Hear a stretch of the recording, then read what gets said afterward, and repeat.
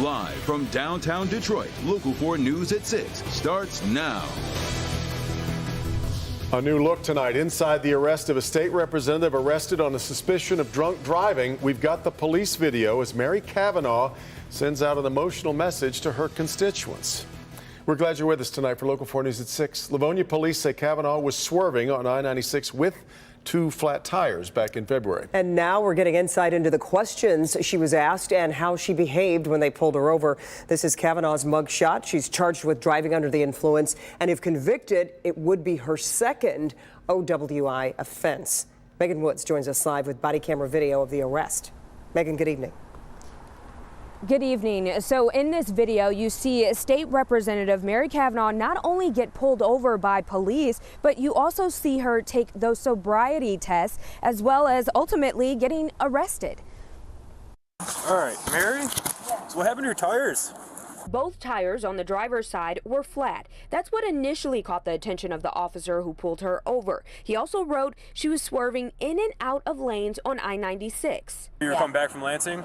Okay, so I didn't see you on Merriman? Okay. Where are you coming back from? Lansing. But you're on Merriman.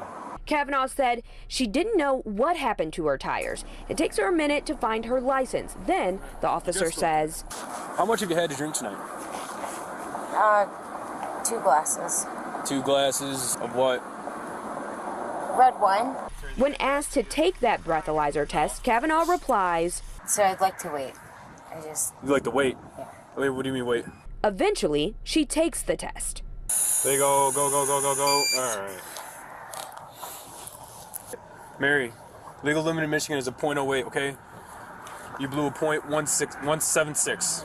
That first breathalyzer result is just an estimate, but enough for an arrest. A blood test taken later, according to the police report, showed her level to be .20. That result is what's admissible in court. Her attorney, Todd Perkins, said she is seeking treatment for her alcohol addiction, but hopes this situation doesn't jeopardize her job as a state representative. She's never left work. She's never not been accessible to her constituents. And she's able to do these things and continue to seek the necessary counseling and support that she would need to grow. In a statement on Kavanaugh's Instagram, she talks about how she does want to address this situation, but that will be at a later time. She also apologizes to her colleagues, to the community for causing this distraction, and she also asks for grace, saying, quote, "What I can offer you is the very real truth that addiction is a hard road to travel. It is a road that may get easier with education, counseling, and treatment, all of those which I am fully engaged." Back to you. So what happens next, Megan? So we just have to see how this plays out in court. She's back in court later this month. We'll be following it, Megan. We appreciate it. Devin. Now to a major shakeup at the Wayne County morgue, all after our Local 4 investigative team spent the past 8 months exposing wrongdoing, things like decomposing bodies, as we reported, burying the wrong person. Let's bring in our investigative reporter, Karen Drew. You said you were going to hold the Michigan Medicine accountable, and you are. We really are. We're getting results here. Michigan Medicine will no longer be running the Wayne County morgue. It had a 5-year, $31 million contract to run the medical examiner's office. Now, a few months ago, Michigan Medicine told me they were actually trying to renew the contract, but now that has all changed after our reporting of the mess at the morgue.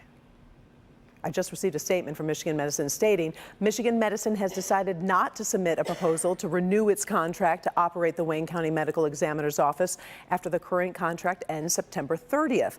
Administering a large medical examiner's office is not part of Michigan Medicine's primary mission. Now, insiders are telling me today our investigative reports led to this decision. Who gave them the right to do that? Who said they could do that? This family upset. Their loved one was cremated because of a morgue paperwork mistake.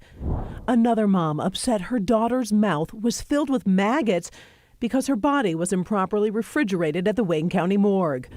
This family searched for their loved one for 18 months. The Wayne County morgue had the body, but just didn't realize who they had. When they found Timmy's body, his identification was on him. That says that in the report. Months and months of investigations exposing wrongdoing and holding Michigan Medicine accountable, as they were the ones running the morgue. We were very alarmed by that. We were very troubled by that. So here's what I found out today from a Wayne County spokesperson. When Michigan Medicine's contract expires, the county does not anticipate employing staff to operate the ME's office. The county is considering a proposal from Wayne State University to operate the facility. And I did just talk to Wayne County Commissioner Jonathan Kinlock about Michigan Medicine stepping away from running the morgue. The university was not prepared to make sure that the residents of Wayne County and those who visit the medical examiner's office were met with the best and the highest quality of service. Then I think that was the best course of action for them to take. Thank you for your reporting and bringing this to light. We weren't going to give up. No, you absolutely weren't. Meantime, no official word on if the current medical examiner, Dr. Carl Schmidt, who all these problems happened under his leadership, if he's keeping his job. No one's given me a straight answer yet on that one. We'll see. Now, there's also been some news along the Detroit riverfront, also the result of you holding companies accountable for what was going on there. Yeah, this started back in 2019. We're talking about Detroit Bulk Storage packing up and moving out from its site along the Detroit River. That's after 2 dock collapses and more than 300 violation tickets issued. Now, most remember that collapse, that sinkhole that was formed in 2019 after the company was storing aggregate on the land illegally. Well, our investigative team started digging. If you remember, we exposed a long list of permit violations, unpaid tickets, unpaid water bills, a whole list of troubles. Well, I reached out to the city of Detroit. A spokesperson tells me today Detroit Bulk Storage is expected to remove all of that stored bulk material by April 18th. And as you can imagine, I'll be keeping an eye on that. I wish I could tell you you're done with both of these stories, but no such luck. We need answers, and we need a better service for the residents, and they deserve that. No doubt. All right, Karen. KG.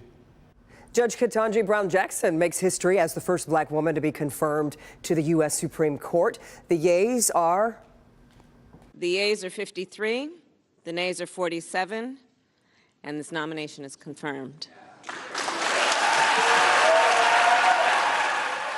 Since 3 Republicans voted in favor of Judge Jackson, Vice President Kamala Harris was not needed to cast that tie-breaking vote. The vote means Jackson will take her seat at the end of the court's current term, likely in June or July, when Justice Stephen Breyer is expected to step down. Well, we have had some rain in southeast Michigan, though, but pretty scattered around. Yeah, Andrew's been tracking the on and off showers, which we hope not to see more of tomorrow, although we know better. Big day. We certainly know that. We're realists, but we're also party folks here in Detroit and southeast Michigan. We can handle a little bit of rain. Emphasis on the word little. That being said, be careful in some of these wet spots that are still out there. You can see these rain showers still rotating through parts of the area, including here in the Novi and South Lyon area. As we zoom in a little bit closer with Storm Tracker 4, just south of Milford, we're looking at some of these showers right along Milford Road as we look at street level. That's one of the advantages with Storm Tracker 4 here, getting down to street level so we can show you which individual streets and street corners are getting wet. We've seen a few sprinkles right here in downtown Detroit as well. Currently, cloudy skies over in Romulus at Metro Airport, a bit breezy with a wind of 20 miles per hour and 50 degrees. Well, it does get chillier, and showers will be ending just before midnight, and when you join us tonight at 11 o'clock right here on Local 4. Now, we'll see temperatures in the low 40s by midnight as well. We'll talk about how much chillier it gets tonight and when these showers return and what it means for the Tigers home opener coming up. All right, Andrew.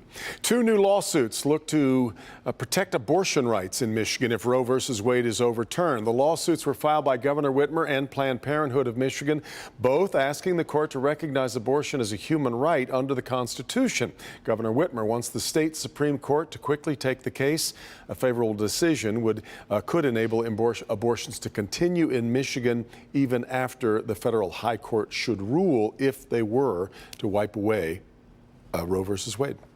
The jury is asking questions, but still hasn't come up with a verdict in the trial of 4 men accused of plotting to kidnap Governor Gretchen Whitmer. Sean Lay is live in Grand Rapids covering every move that jury makes. Sean, so it's after 5 o'clock now. They've gone home. There will be a day 5 of these deliberations.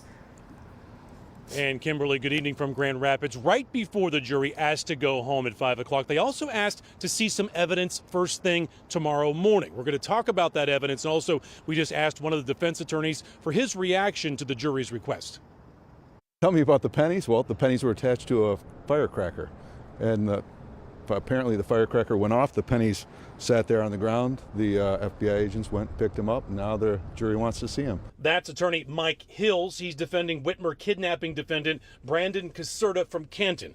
Right at 5 o'clock today, the jury asked to come back to deliberate Friday, and they asked to see the pennies that were taped to a firework. The FBI called it an attempt at an improvised explosive device.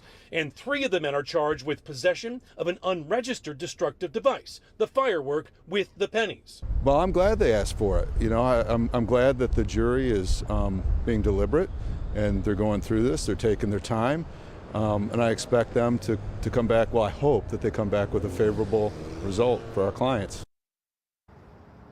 In fact, just before the jury was let go for the day, the judge thanked them for being so thorough as they now head into day 5, Kimberly, 8:30 right here tomorrow morning. Back to you. Covering it. Okay, Sean, thank you. Still ahead, a former school board president in serious trouble with the feds over some eyebrow-raising checks he received. We'll have that, and here's Jamie. We all know how much sports inspire us. How about a teenager inspiring the Michigan hockey team in the Frozen Four? All of that heartwarming story coming up on Local 4.